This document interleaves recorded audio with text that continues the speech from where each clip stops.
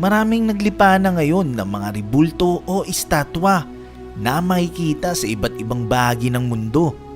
Marami kang makikita sa mga plaza, mga templo o simbahan man yan. Pero anong gagawin mo kung makakita ka ng rebulto na bigla na lang gumalaw? Alam nyo ba na may mga actual footage ng ilang mga rebulto na nakitaan ng paggalaw? Isa-isahin natin ang mga videong ito. Simulan na natin sa number 8, ang nagsasalitang Buddha.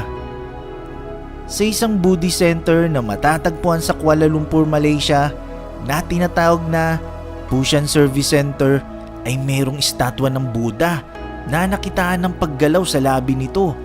Kumurap, gumalaw ang kamay at biglang nagliwanag. Ang kakaibang phenomenon na ito ay naganap ng halos 1 oras. Ayon sa mga saksi na naroon sa lugar, nakita raw mismo ng mga mata nila na gumalaw ang labi nito at kumurap. Maging ang dibdib nito ay gumagalaw din na para bang humihinga. Pati ang daliri ng estatwa ay gumagalaw taas baba. Marami sa mga saksi ay nakuhanan nito ng kamera sa kanilang mga cellphone at in-upload sa YouTube at Facebook.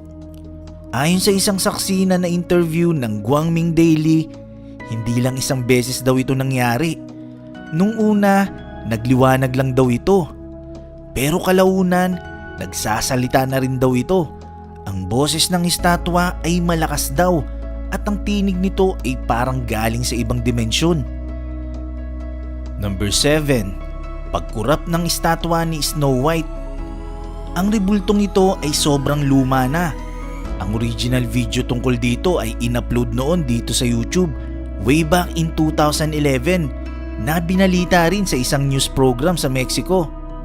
Ang lugar na ito ay tinatawag na Reno Magico. Isa itong abandonadong amusement park na matatagpuan sa Veracruz, Mexico.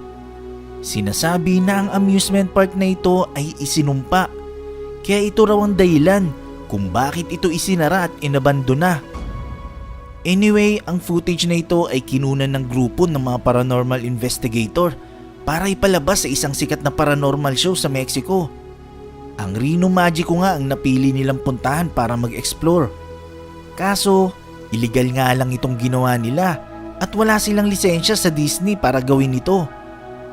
Nung kinukuhanan na nila ang estatwa ng supposed to be Snow White and the Seven Dwarfs, maya't maya nung nakatutok na ang camera kay Snow White, ay bigla na lamang itong kumurap.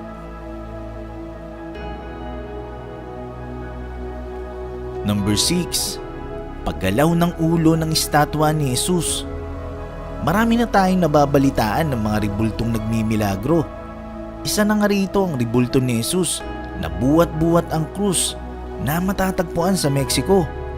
Habang inihahanda na ito para iprosesyon, ang mga deboto ay nagsisimula ng magdasal. Nakunan ng kamera ang paggalaw ng ulo nito. Makikita na unti-unti itong yumuyuko na ayon sa mga deboto, nung time daw na yun ay sumasabay lang daw ang estatwa sa kanilang pagdarasal. Pero ang paggalaw ng ulo kung mapapansin ay taas baba. Iba rin naman ang kaso ng estatwang ito na matatagpuan din sa Mexico, napasa ng krus. Nabuwat-buwat na ng mga tao at handa na ring iprosesyon. Nung una, nakayuko talaga ito. Maya-maya ay unti-unti nang tumitingala ang ulo nito. Number 5. Pag-ikot ng sinaunang estatwa ng Pharaoh. Kung ang pag-uusapan ay patungkol sa Ancient Egypt, maraming misteryo sa kasaysayan nito. Maraming sumpa ang kaakibat ng Ancient Egypt. Sumpa sa Pharaoh, sumpa sa pyramid at marami pang iba. Sa isang museum sa England na tinatawag na Manchester Museum, meron dito na isang maliit na ancient statue na may 10 inches ang taas. Nakuna ng CCTV footage ng mismong museum ang pag-ikot ng estatwang ito habang labas-masok ang mga visitor. Number 4. Paggalaw ng estatwa ni Sai Baba. Tinuturing si Sai Baba bilang spiritual leader at teacher ng mga Hindu. Nung una marami ang ayaw sa kanya dahil sa kanyang mga turo. Pero kalaunan, bigla na lang lumobo ang mga followers nito. Namatay ito noong 1918 at nung time na yon, halos nasa milyon na ang tagasunod niya. Nakilala rin si Sai Baba na nagsasagawa ng maraming milagro nung kapanahunan niya. Kabilang na ang pagpapagaling ng mga may sakit. Sa videong ito makikita ang estatwa ni Sai Baba na nakunan ng CCTV ng mismong templo na gumalaw ang mga balikat nito. Maya't maya ay nahulog nga ang nakasumbit na bulaklak dito. Number 3. Pagluha ng estatwa ni Maria. Daan-daan na ang mga estatwa ni Maria na napabalita ang nagmimilagro. Isa na nga rito ang estatwa ng Our Lady of Guadalupe sa Mexico na lumuluwa na amoy rosas. Ang luwang ito ay kinuna na ng sample para mapag-aralan. Kaso magpasa hanggang ngayon, wala pa raw itong resulta.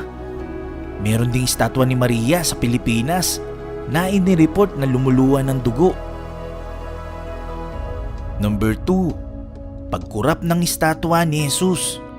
Sa videong ito, makikita ang pagkurap ng mata at paggalaw ng labi ng estatwa ni Jesus na matatagpuan pa rin sa Mexico. Number 1. Pagdilat ng mata ng estatwa ni Jesus. Ito ay footage ng estatwa ni Jesus na matatagpuan sa loob ng simbahan ng Mexico na nakuna ng video na bigla na lang itong dumilat. Pinaniniwalaan ng mga deboto na ito ay isang milagro.